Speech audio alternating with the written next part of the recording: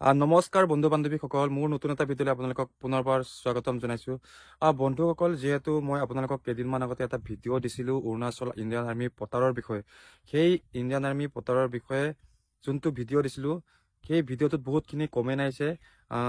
কিছুমানে কমেণ্ট কৰিছে যে দাদা আমি একেবাৰে বেডিং চেডিং লৈ যাব লাগিব নেকি। একচুৱেলি এইটো কথাটো মই আপোনালোকক বুজাই দিব চেষ্টা কৰিছোঁ। আপোনালোকে যদি তাত যদি চিলেকশ্যন হৈ যায়, তেনেহ'লে আপোনালোকক একেবাৰে ৰাখি থৈ দিয়া হ'ব, আপোনালোকক ঘূৰি আহিব নিদিব। ঠিক আছে, গতিকে আপোনালোকে বেডিংটো লৈ যাব, যিহেতু অৰুণাচলত বহুতখিনি ঠাণ্ডা হয়। আৰু কিছুমানে কমেণ্ট কৰি আছে এইটো অল ইণ্ডিয়া বেচিছত নেকি। হয়, পতাৰটো গোটেই অল ইণ্ডিয়াৰ যিকোনো জেগাৰ পৰাই ল'ৰা আহি কিনে ইয়াত ইণ্টাৰভিউ দিব পাৰে।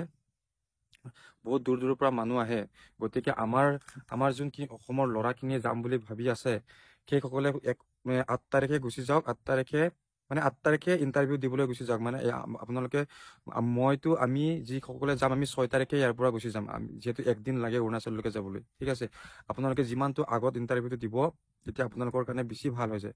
কাৰণ কিয়, যদি মানুহখিনি যদি বেছি হৈ যায় পিছত আৰু ইণ্টাৰভিউটো অলপ হাৰ্ড হৈ যায়। গতিকে প্ৰথম 8 তাৰিখৰ পৰা এনে 13 তাৰিখলৈকে ইণ্টাৰভিউটো আছে। আপোনালোকে 8 তাৰিখ মানতে ইণ্টাৰভিউ দিবলৈ চেষ্টা কৰিব, যদি পাৰে আৰু 8 তাৰিখ মানতে দিব যাব। কিন্তু যিকোনো এটা ডেটত গ'লেও হ'ব, আপোনালোকে 8 তাৰিখৰ পৰা 13 তাৰিখৰ ভিতৰত। গতিকে মই এটাই ভাবোঁ, আমাৰ যোনখিনি মোৰ ভিউৱাৰ্ছসকলে, যোনখিনি ভিডিঅ' চাই আছে, সেইসকলে 8 তাৰিখে ইণ্টাৰভিউ দিবলৈ চেষ্টা কৰিব। ঠিক আছে, আৰু ডকুমেণ্টছখিনি আপোনালোকক মই আগতেও কৈ দিছোঁ। আপোনালোকে মেডিকেলৰ পৰা একটা চাৰ্টিফিকেট ওলাই ল'ব, আপোনাৰ ফিজিকেল ফিটনেছ যোনটো আপোনাৰ গোটেইখিনি বস্তু ঠিক ঠাকে আছে বুলি কৈ কিনে আপোনালোকক ডাক্তৰে বনাই দিব।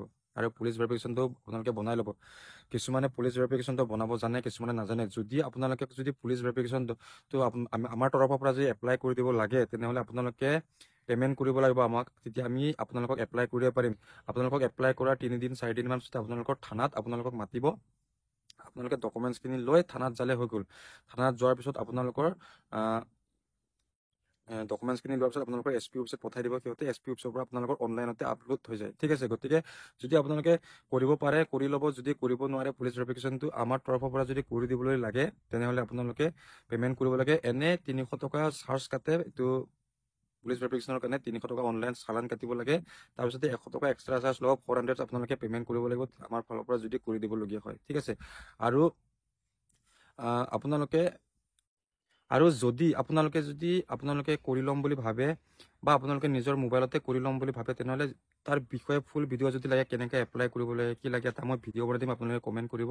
আৰু মই যোনটো এডভাৰটাইজমেণ্টটো আপোনালোকৰ মোৰ ইউটিউবত মই পষ্ট কৰি দিছোঁ, এডভাৰটাইজমেণ্টটো এইটো আপোনালোকে ডাউনলোড কৰি ল'ব লাগিব। কাৰণ কিয়, আপোনালোকে যেতিয়া পুলিচ ভেৰিফিকেশ্যনটো এপ্লাই কৰিব, তেতিয়া এই কিহৰ কাৰণে এপ্লাই কৰিছে বুলি আপোনালোকক তাতে অপশ্যন ওলাব।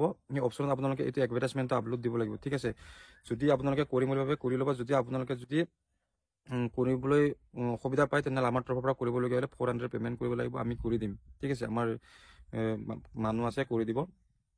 আৰু লগতে আপোনালোকে আধাৰ কাৰ্ডখন দিব লাগিব।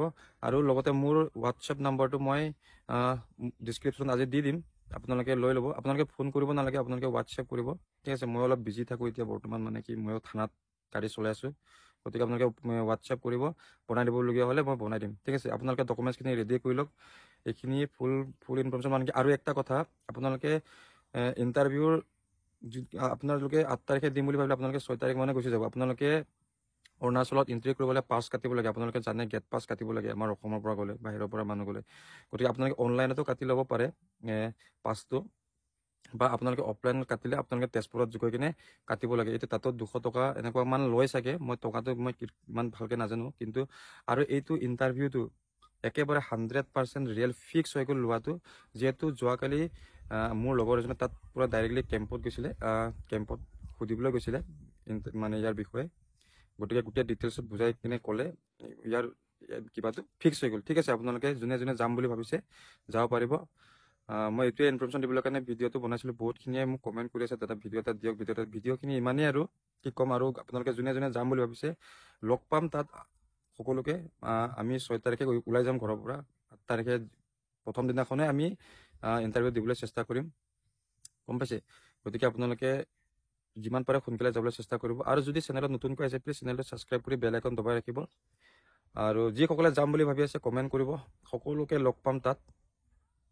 ঠিক আছে, আৰু লগতে আপোনালোকৰ যদি কিবা ইনফৰমেশ্যন লাগে তেনেহ'লে আপোনালোকে কমেণ্ট কৰিব, মই কমেণ্টত যিমানখিনি পাৰোঁ বুজাই দিব চেষ্টা কৰিম। আজি ভিডিঅ'টো ইমানতে সমাপ্ত কৰিছোঁ। বাই বাই, সকলোকে এৰিছোঁ। নেক্সট ভিডিঅ'ত লগ পাম। ধন্যবাদ।